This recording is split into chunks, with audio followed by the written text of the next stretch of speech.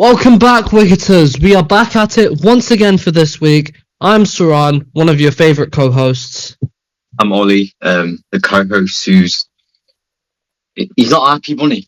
I'll just say that. He's not a happy bunny right now. Oh, yes. Football-wise, loving it. Cricket, what we're speaking about today. It was tough yesterday. It was a tough watch. It was, wasn't it?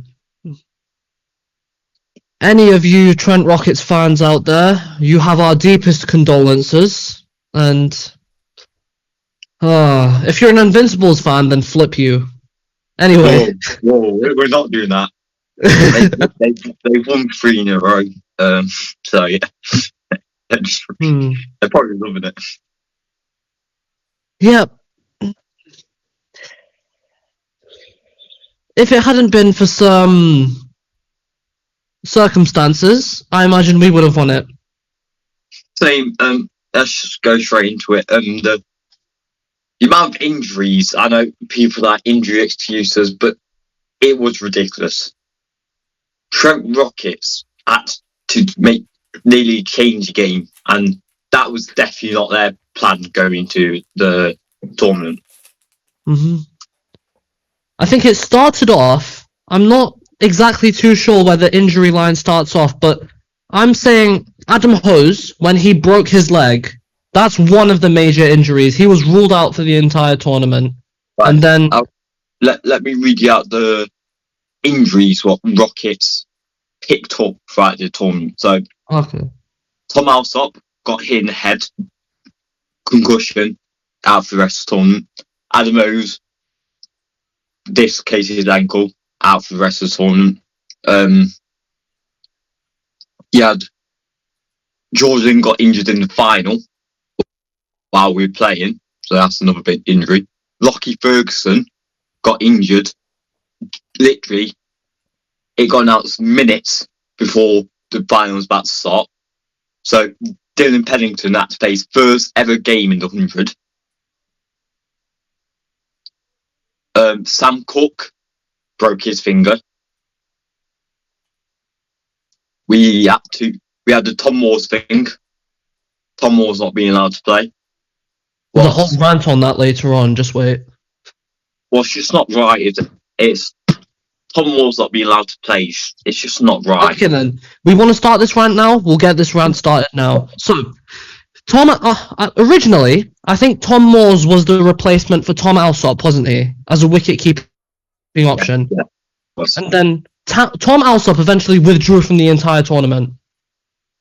Yes. But what I don't get is, because, the amount of injuries that they've had, why weren't they able to? Do you know this specific reason why? Or what? No, it was simple. The rule was that an injury replacement is only allowed to play 4 games. Yeah, that is not right. That is mental. Because from there, if the Rockets knew the rule, they could have either brought in another wicketkeeper, but they couldn't do that. It was too late in the tournament. It was literally the 100 final. And it's stupid because they decided to let Adam Zampa join the Invincibles for 1 match only in the final. One match. And what I find crazy, Oval Invincibles are allowed to do that. They're allowed to do that. But then Trent Rockets aren't able to bring in Tom Moores for 1 extra game. And it was this exact scenario which led to, I don't know if you know, the Vitality Blast. They got away with that rule. They done away with it. Because there was a year where Dwayne Bravo came in. I can't remember what team or year it was, but he came in and played in a final and became man of the match. 1 game. And all it took was his performance, and that's what alerted the ECB previously. They clearly haven't learned their lesson. It's frustrating. Because, and this has been a major issue with the 100. The fact that, I think the biggest example I can give, last year, the first match Oval Invincibles played, they had Mohamed Amir for 1 game, and he got a man of the match performance in that. And he didn't return for the entire tournament, and Invincibles were allowed to bring in a replacement. Yet here, the Rockets weren't allowed to play. Oh, the anger's getting to me.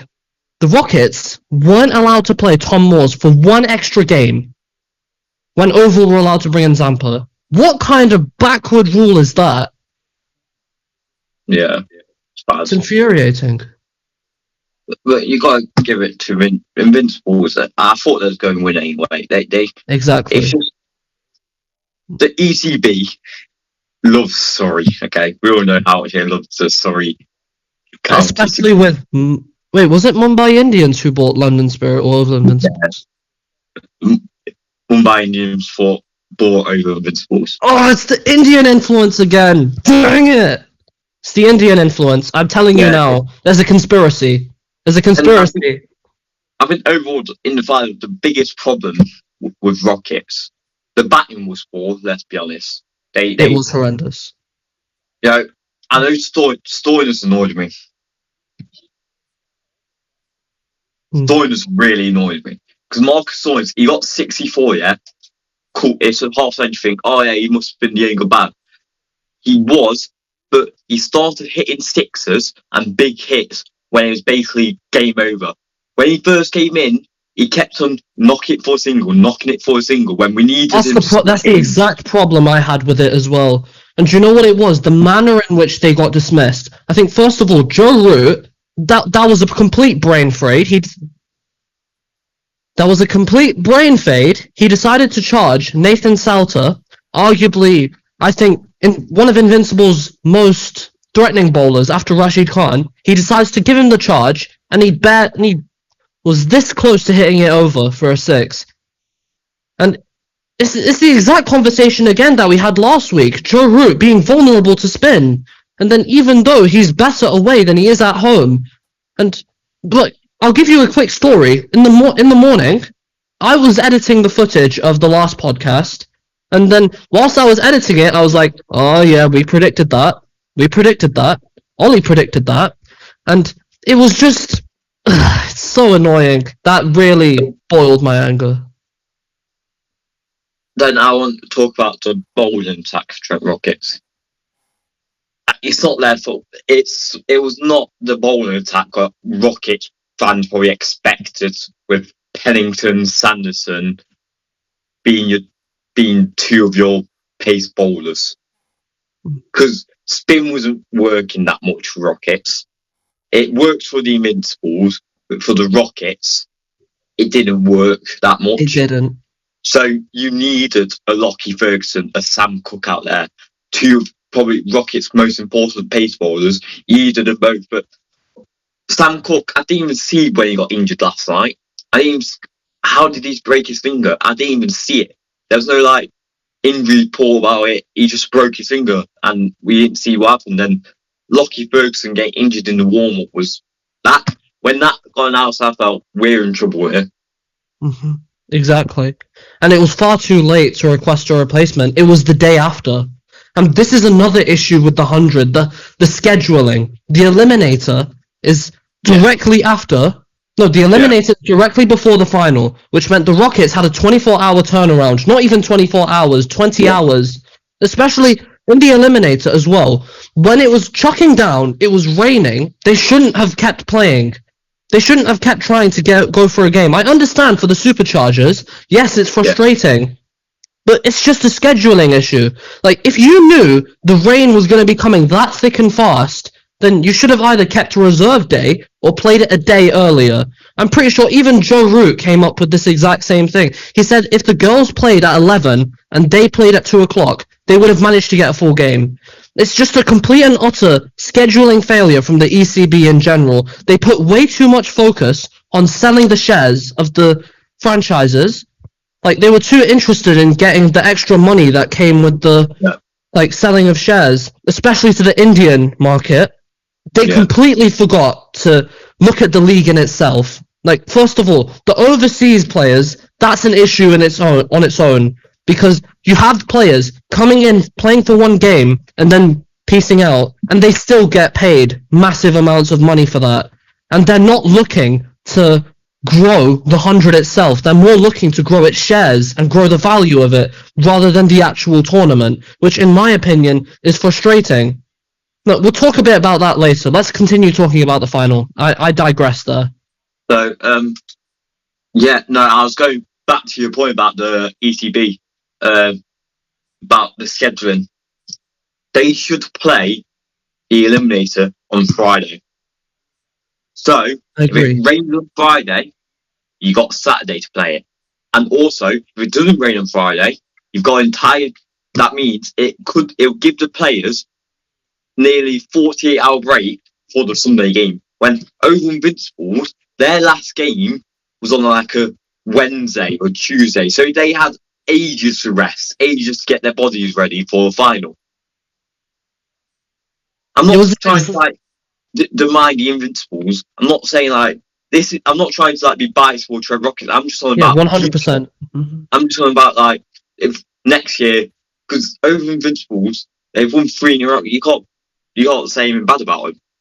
They're just really hard good for that. They deserved it. But then it's Yeah. like you say, every single team like who's played in the Eliminator had to play against a team well rested for the final. I remember in 2022 when Trent Rockets won, you could hear directly straight after Simon Katic, he directly blamed the scheduling. So he didn't give it as an entirety of a blame, but still, it made it so much harder than it needed to be. You want an even game between bat and ball.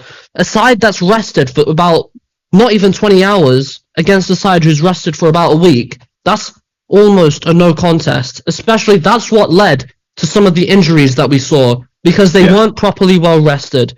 And that's the main issue. I think we find with it. I'm just going to stop you right there for a minute. We've got some breaking news. Jamie Overton is out of the Ashes. I bet you're so excited with that. Yeah, he's taking a break from red ball cricket. That's interesting. What's caused that? Is it just the injury? No, he's taking an indefinite break from red ball cricket. The decision effectively rules him out of this winter's Ashes campaign. The development that has left his white ball captain and Test teammate Harry Brooks shocked. I mean, I'm sure he's got his reasons for doing that. I'm pretty sure. Otherwise, I don't really see a reason for that. He's kind of one of England's. Like, he's been backed by England for a while, hasn't he? So I don't kind of see the reason to betray that trust unless it's something very big. I thought he was going to go, to be honest. I didn't want him to go, but I thought he was definitely going to go. That's Ollie's wish fulfilled. So yeah, that's big. So I think we move on from the final. It was good from Invincibles. They played really well. And they've done the 3. We could speak about it for ages. We could talk about it for ages, but they've done the 3-peat. So Sam Billings trying to take all the credit again, even though he's got the best team. I didn't see that. Where was that? No, it's a joke. It's just Sam Billings. It's a joke. Because Sam Billings say how great the Invincibles are, saying people. It's like the commentators I was listening to him after the game. They're saying, "Oh, Sam Billings is a great captain, great this. Oh, he's had the best team, so based on our hard." We have to give some credit to Sam Billings, even though on the day both of the captains didn't really play their best, did they? I mean, Sam Billings didn't bat at all. So yeah, but no, we just Sam Billings trying to take credit, isn't he? Let's move on to the team tournament. Yep, we have a very special segment for you guys. I bet you guys are excited. This is the second one in 2 weeks. We have our 100 team of the tournament here. These are the players which... I'm prepared this time, people. I'm prepared. Yeah, he's prepared this time. I definitely didn't prepare 10 minutes before we started recording. Definitely not. But we have a special segment where we are giving you our 11 that we think is better than Oval Invincibles, and that we think... I'm joking. But we're giving you an 11 which we think has the best players that have played this tournament. And yeah. So you want to start with your openers, your 1 and 2. Right, my 1 and 2. I know We have one of the same. I think I've confirmed that. We have one of the same, but I don't know about the other one. So, I have Zach Crawley as an opener as well. But then I have Phil Salt joining him. Is he your captain? No, he's not my captain. Okay. I thought he'd been your captain. Nope. Just Okay. like how he wasn't captain for the Ireland series instead of Jacob Bethel. No, but he captained Manchester or something, so I thought he'd been your captain. I don't see him as a captaincy option. That's my opinion. Like Phil Salt, I don't see. Like he's experienced, yes. I don't see him as a captaincy option. No, That's just my opinion. I'm going to talk about that. I've got some more breaking news. This is Oh, real. no. Cricket Direct, this is. Australian captain Pat Cummins is a doubt for the start of the Ashes. Oh, I bet you're thrilled with that. That is big news. That is very But you big know news. what? I'm actually happy because then Scott Boland is able to play, and I think I like Scott Boland. He's outstanding. I don't like him. Yeah, because he's destroyed you. That's why. You had to wake up stay up till like 2 a.m. to watch Scott Burns bowl Roy Burns first ball. So yeah. Then again, that must have been a good sight, though. No one likes Rory Burns. My 1 and 2, Crawley. Same as you, Zach Crawley. Yep, I knew that. I've got Johnny Bairstow in, and he's my wicket keeper. I'm not surprised with Johnny Bairstow. I can understand why you picked him. Like, it's been an abysmal year for Fire. Let's first of all get that out of the way. It's been an abysmal year. They finished bottom again. Mm-hmm. Yeah. Now, I don't know if we're going to do this, but I feel like we need to... I don't know if we're going to do this, but we might go through a review of every team's performance. I don't know if we will, but that might be on the cards. Yeah, I think Bairstow, he's had a good tournament. He's found a bit of form in it. Probably one of the positives for Welsh Fire. He was a highest run scorer. And mainly I put him down because I need a wicket keeper. And he played wicket keeper. That's fair enough. And he did score some runs.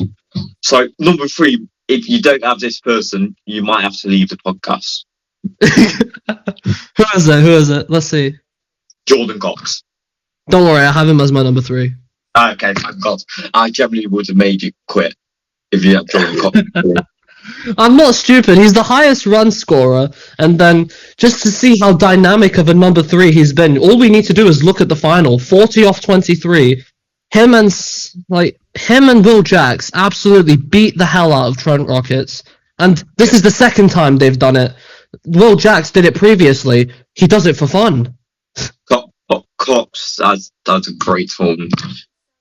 I mean, I read an article about Harry Brooks saying Zach Crawley and Jordan Cox he needs to see more of them before including them in the whiteboard side. Well, I disagree with Cox, but Crawley definitely needs to perform better in other whiteboard tournaments. But Cox, if he gets selected, great.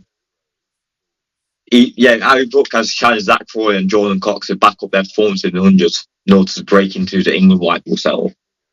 I agree with Crawley and disagree with Cox. Cox should be there. Yeah, Cox 100%. He should be there. Especially because Josh Butler, he's got about, I want to say 3-4 more years left in him.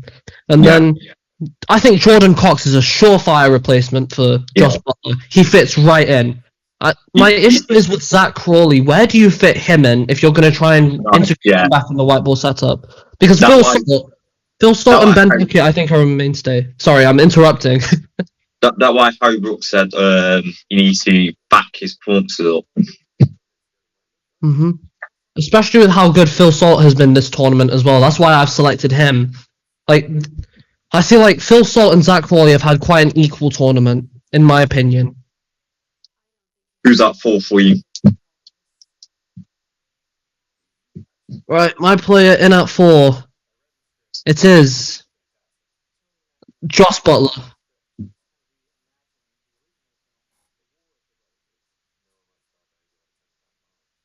I know you gave me a rant on this about a couple of weeks ago, how Josh Butler shouldn't be any lower than number 3, but I put him in at 4. What about you? you just look disappointed. Number 4, I can't believe you've not put this. I'm generally confused. Have you not put this man in? At number 4. Who? Sam Curran. Oh, don't worry, Sam Curran's in my squad.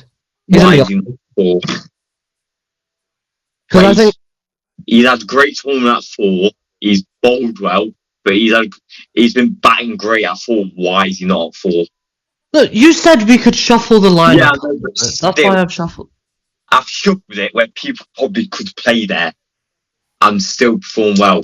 When Curran played really well at 4, why have you moved him? And why is Butler at 4? Yeah, I told him that he'd have issues with this. Well, Butler's my honourable mention, by the way. Is he? Yeah. I just think, like, because it's just the way that he's carried Manchester Originals this tournament. He had a slow start, but then it's just the way that he's carried them, in my opinion.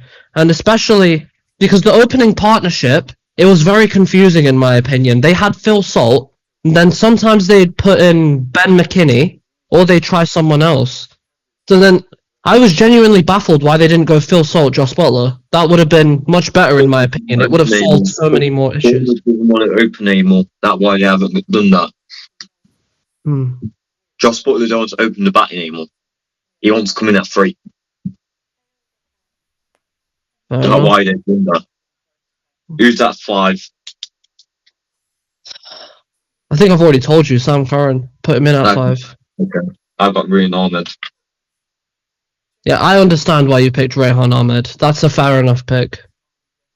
Yeah, I've picked a different leg spinner in my squad. He's took great wickets. He's been great all tournament, hasn't he? Maybe not the final. Maybe not. Not the final, but did you see the delivery he got out to? That was very disappointing. Yeah. Ahmed, he's part of all the England white ball squads now. He'll probably go to the Ashes. So yeah, he's had a very good tournament. Probably Trent Rocket's best man. I'd agree. Yeah. Number 6, who do you have? Number 6. Now, a quick disclaimer. I've tried to put in the players who I think have done really well in the tournament. Obviously, they're batting out of position, which isn't ideal, but...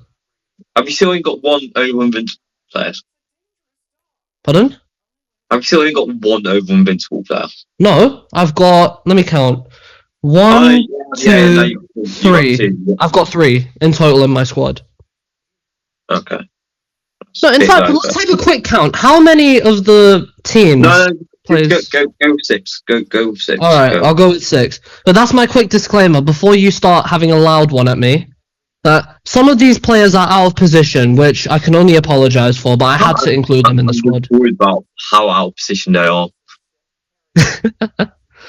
Right, I have Liam Livingston in at 6. Even though he shouldn't be there. I know he should be in at 4. I'm sorry, I couldn't resist not putting him in. I had to put him in. He's not been that good. He has.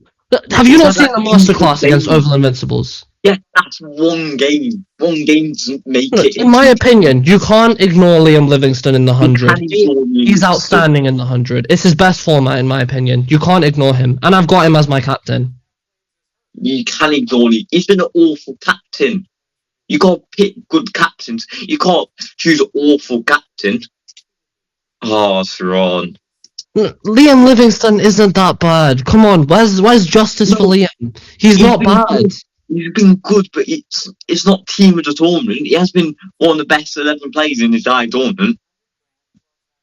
In my opinion, he has been. I mean, because his skill, and then obviously, it's not completely translated into runs, but he's been, I'd say, the Phoenix's best player. I've tried not to include, I don't want to pick just the entire squad of Oval Invincibles. I've tried to pick but That's the point of team tournament. You've got to choose best players, even if you've got so many over invincible players. They won the thing.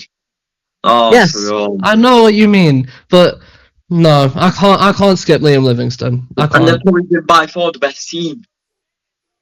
That's why I've got 3 of them in there. Got way more than 3. I don't know, that's So, just my opinion. In at 6 for me, I'm shocked you haven't put him because he's just been great for over invincibles. He's finished games for him. He hits bigs. He was good in the final. Got him for 3. Yep. It was a toss-up. I just wanted to diversify my list a bit more. Make things a bit more interesting. Yeah, Otherwise, he would have been at 6. He's had a great tournament once again. He's just so good. Who you got in at 7? He just doesn't want to listen to this anymore. I've just pretty much... I just can't believe you put Liam Livingston in it. Okay. And at 7, I know this might annoy you as well, but I think he's been, along with Rayhan Ahmed, one of Trent Rocket's best players, and one of their best signings. Marcus Stoinis. Oh, no way you're putting Marcus Stoinis in the best 11. No, I'm not. I'm genuinely mad. Quit. Marcus Stoinis No, in your best 11.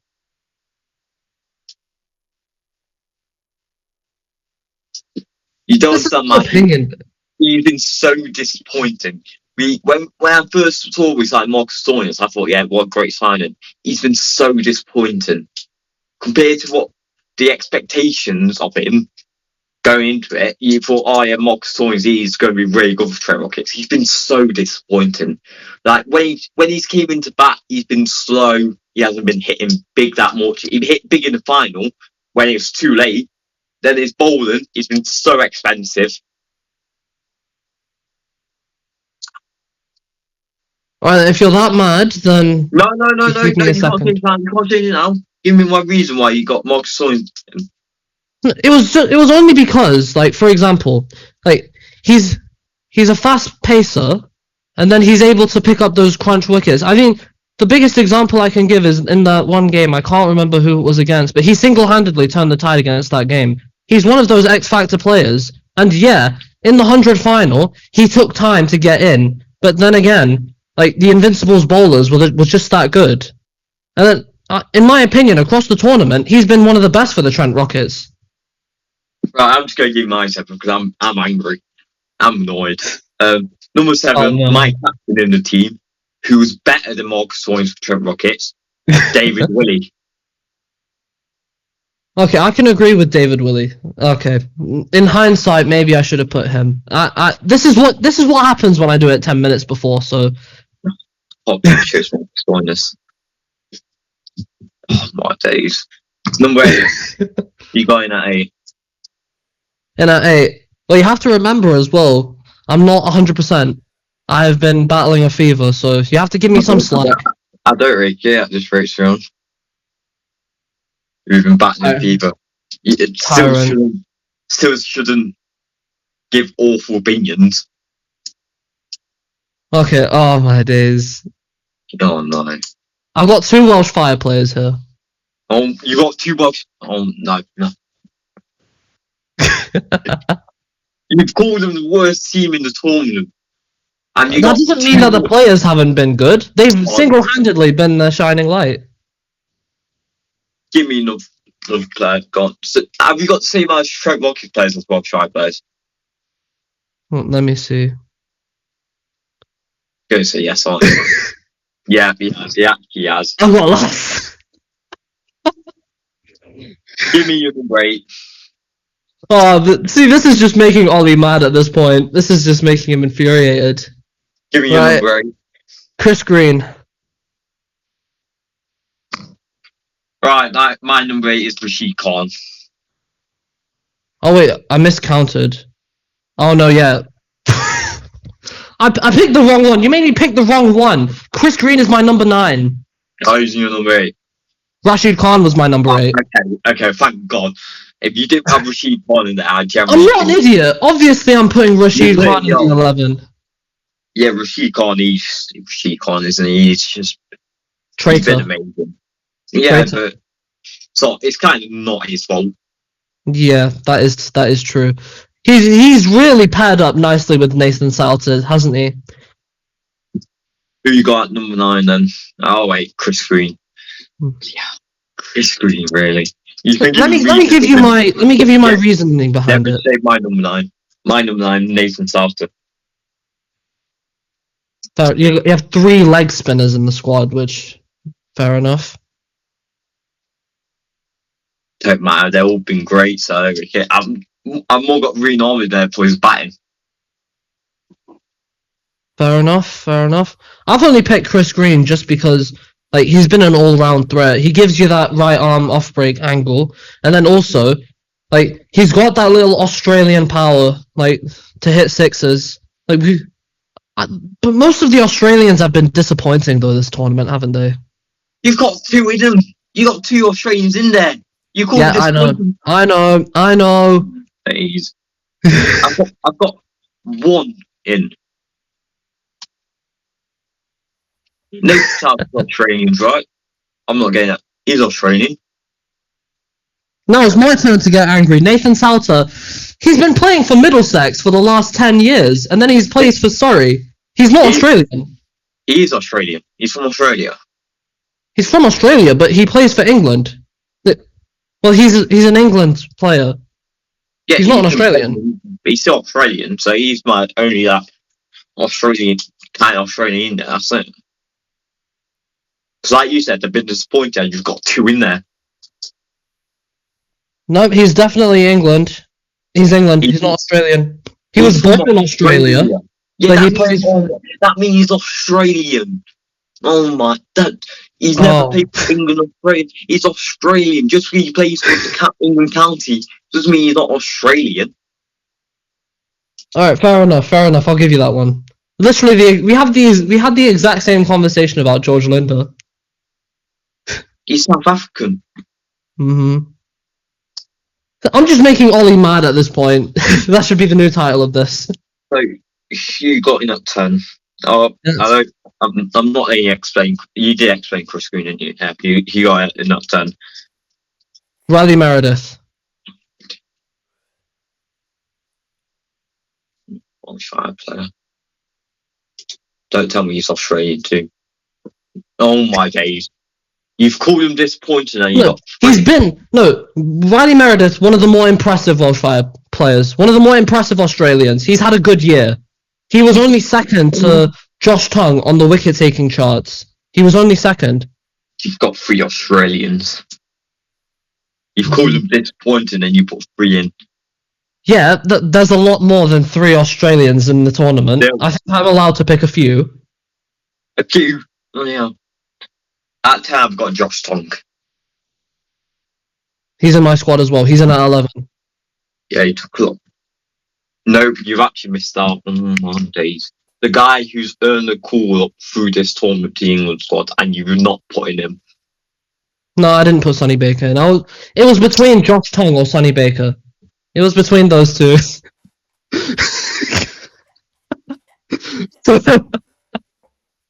Oh no. He just walked out.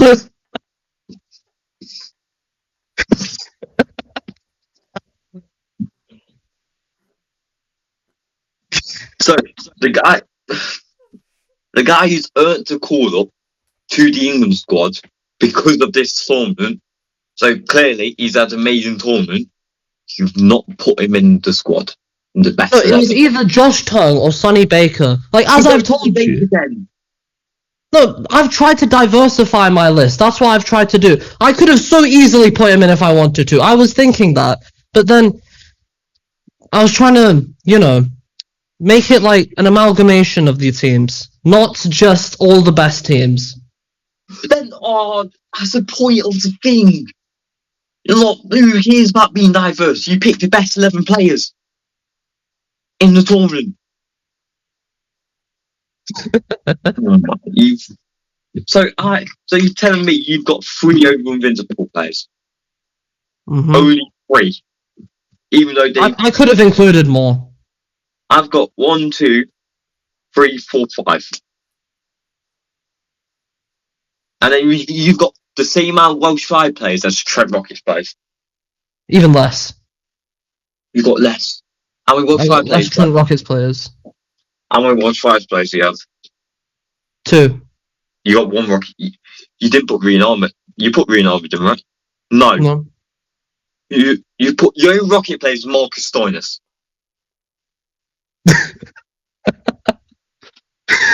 This is just rage bait at this point. That's what it is. Yeah, it clearly is. That's clearly what your entire 11 is. If I had a lot more time to think about it, trust me, this would have been. If I had more time. Even if you didn't have a lot of time, think about it.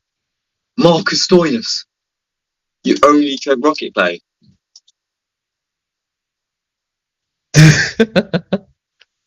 But in hindsight, that was probably a mistake. David Willey was much better. I admit that. Who's your honourable mention? It was Sonny Baker. Yeah.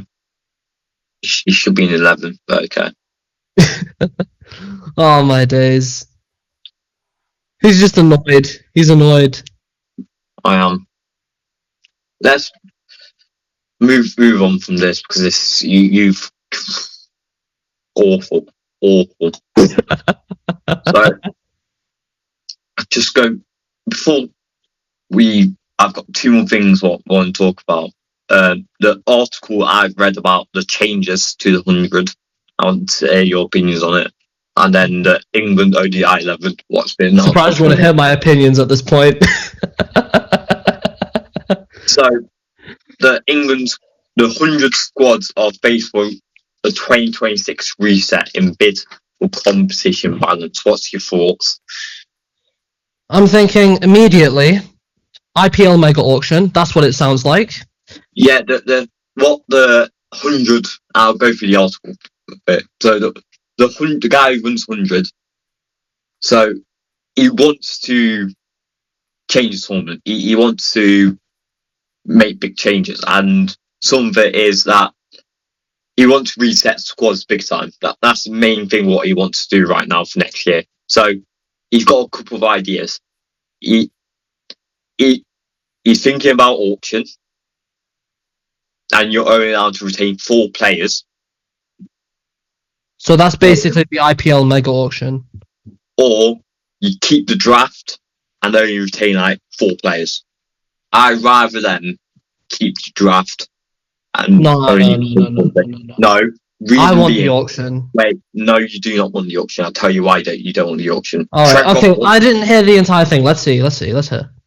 So Trent Rockets would suffer from an auction. The reason why is that Trent Rockets are not owned by IPL owner. So that's correct. The new owner of Trent Rockets is American. The Americans will not put as much money into the team than IPL owner would. No, but that's the thing. I completely understand that, but usually what happens in an auction, or at least in the IPL, a team is given like about 10-20 crore, as an example, and then the players that they release, they get the money back from them as well. I'll give you a quick example. Okay. I don't want an auction. I like the draft. I like how it works because we're just going. I completely get that. I get that. The draft works. If you want to reset the squads, just let them keep 4 players and make a draft. That's all you do. Or I don't really like the idea of them keeping only 4 players because I think one of the best parts about the 100, compared to the other franchise leagues, is that you become connected with the squad because it's a similar squad every year. So you've got a connection with the squad. That when in the IPL, they don't really have the same squad every year, don't they? They have quite different squads every year. I mean, the attempt is to usually bring back in former players. I know if I look at someone the teams like CSK or Mumbai Indians, they pretty much have the same squad usually every year, aside from a few different names that they weren't able to bring back. But I get your point completely about the draft and an auction, and I personally think they could go either way and it would work. Because for the auction, as I told you, the way that it usually works. But I'm basing it off IPL, and then like I think the SA20 has an auction as well. I'm basing it off that the players that they release, they get the money back from them. Like I assume it would be from the draft numbers, and then what would happen is they would also get an additional bonus on top of that. Like for example, we say like what was the top band for this year? I don't even know. Okay, we'll say it was a random figure like 200 grand. Say like we release a player like that, we get that money back, and then we'll say the ECB gives a bonus of about 500 grand to each team.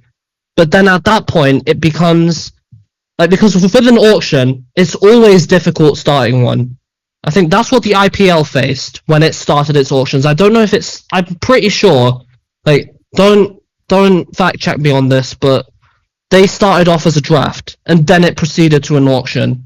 But it's always hard to start one because you never know what amount is too much to give, or how much teams will look to spend.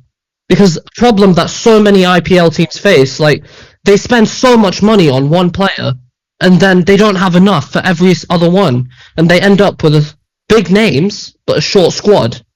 And usually those big names end up either giving up, like they forfeit the contract and decide to play somewhere else, or they get injured and aren't able to fulfill it while still being paid. So that's a reason why I'd go to the draft.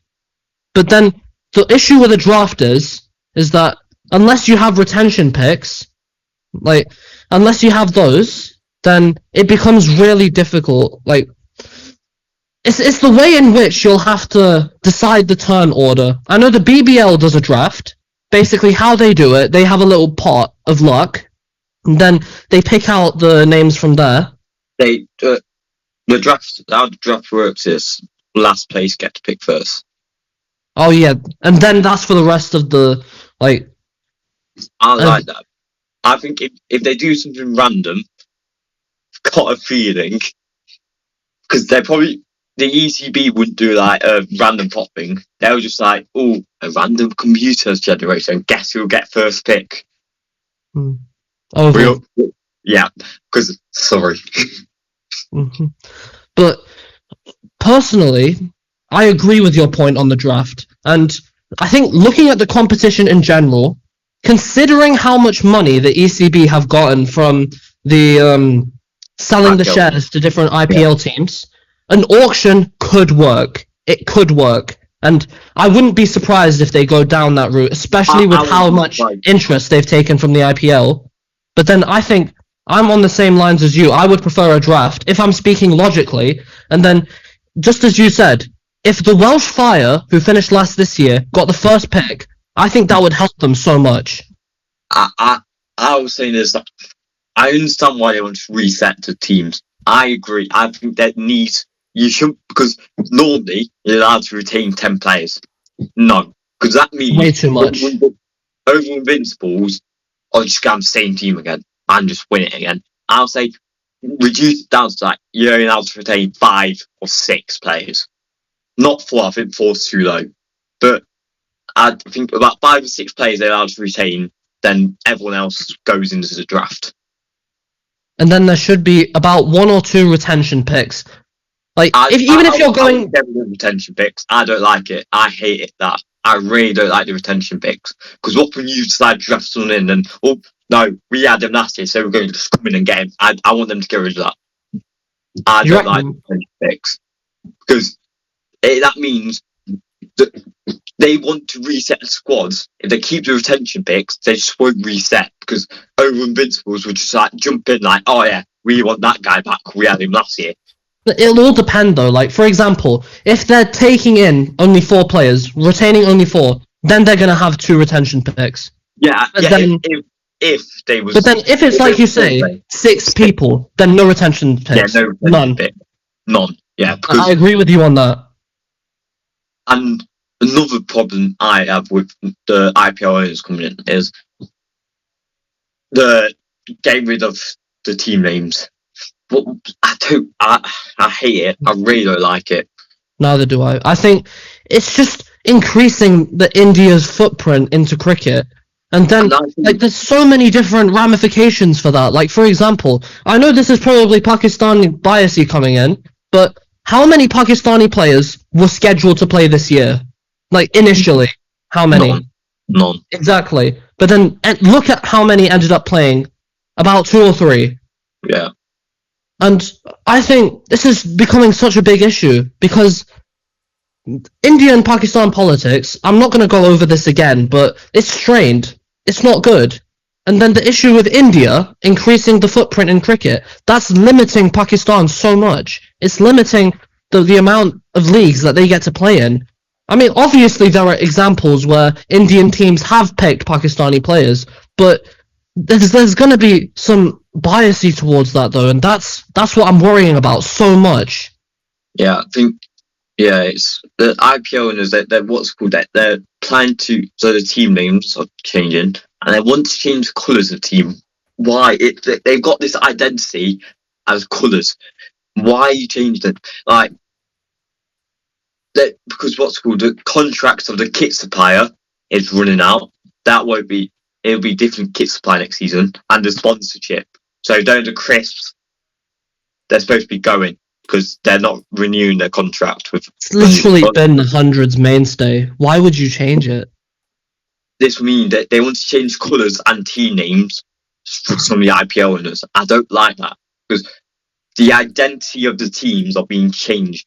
I understand because you got all these little children wearing like their over invincible tops or the Manchester Originals tops and the Welsh Riders tops. There's the 3 team name changes.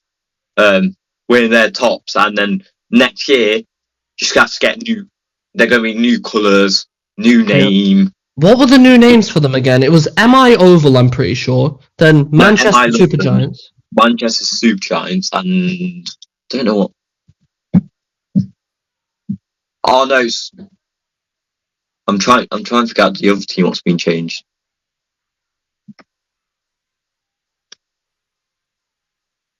I mean, first of all, MI London. What on earth is that? That's terrible. That is Manchester horrendous. Super Giants. It's not that bad. Yeah, Manchester Super Giants isn't that bad, but it's an issue with the if I gave you look, let me tell you some MI teams. It's Northern Superchargers who's having their team changed. They're two. They haven't got a name yet, but there's 2 names what they're considering. Sunrisers Leeds, because there's a stadiums in Leeds. Or Northern Super Sunrisers. I would go Northern Super Sunrisers if I was them. I would go Sunrisers Leeds because not a lot of people know the stadiums in Leeds. Yep. I just don't like them both. I don't either, but that's what we have to do. But I mean, no, if I had to pick a name out of the entire squad, Northern Superchargers, that could be improved. It's good, but I'm saying that could have been improved a little bit better. But but when I compare them to those 2, yeah, stick with Northern Superchargers. Yeah, I was next couple of months with the 100 is going to be very interesting. Yeah. About the changes, all that stuff. I want to quickly speak about your idea about not your idea. What you've said about the contracts running out for the kit supplies and stuff. If the 100, it's supposed to be its entirely different brand. It's supposed to be the style of cricket that's ECB, that you associate with England on its own. No other league does it. It's supposed to bring families into it. It's not that. Exactly. It's supposed to be unique. Manchester Originals, Welsh Fire, Oval Invincibles, London Spirit, Southern Brave, Trent Rockets, and then some of the other teams. Those are completely different teams. They are understood by where they are in England and then the significance that it has. The minute you decide to change a structure that's already worked, that's worked for about 4 or 5 seasons, obviously you want to go a different direction. That is completely fine. But there's no need. If it ain't broke, don't fix it. Because nobody hated the team names. Nobody hated the kits. I think the kits were really good. They were different. And then I like this idea of different crisp brands inspiring the 100 outfits. That was interesting. But the minute you decide to bring in foreign outfits, I imagine MI London, that's going to be the MI Mumbai Indians uniform. And then Northern Superchargers, that's going to be the Sunrisers Hyderabad uniform. It's not different. It's a colour change. Why are you changing the colours? That's the biggest part. That's even worse. That's even worse. The colourfulness of the 100 is what brings families in, children enjoying it. And this is the issue that IPL has. Every team has a similar colour. Like Delhi Capitals, blue. Lucknow Supergiants, blue.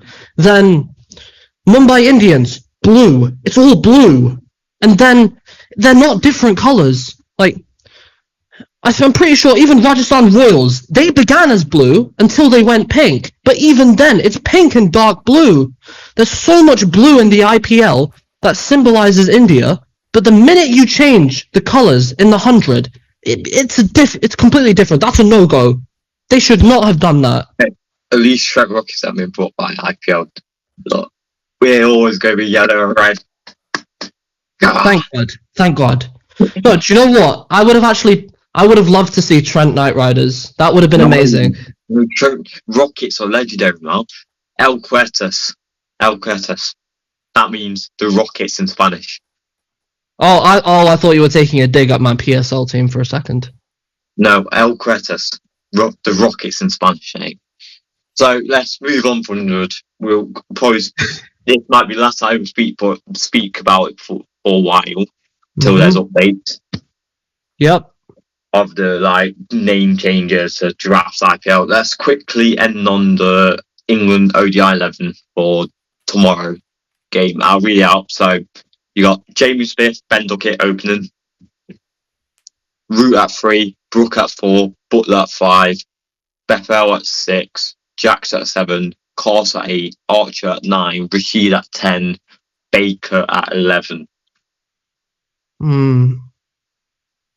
It's very interesting. That's what I'll say about it. Very interesting. I'm not surprised by it. I thought that was guaranteed stuff, and just. I think what surprises me more, why is Will Jacks all the way down at 7? That what he's been playing. Is it? Yeah, that what he's been playing for England. Yeah. No, but that was in Test cricket. I don't think. No, white ball cricket. Yeah, that way he's been playing white ball cricket now. Really? For England, yeah, only for England. That's it. I was just gonna say because that kind of surprised me, but now that you've said that, it makes sense. So the players who are not playing is Banton, Overton, Ahmed, and Sakim Mood. That's it. They aren't playing. Not really surprised. Really surprised. But it's a quite obvious lineup now. So sad that Ahmed isn't playing.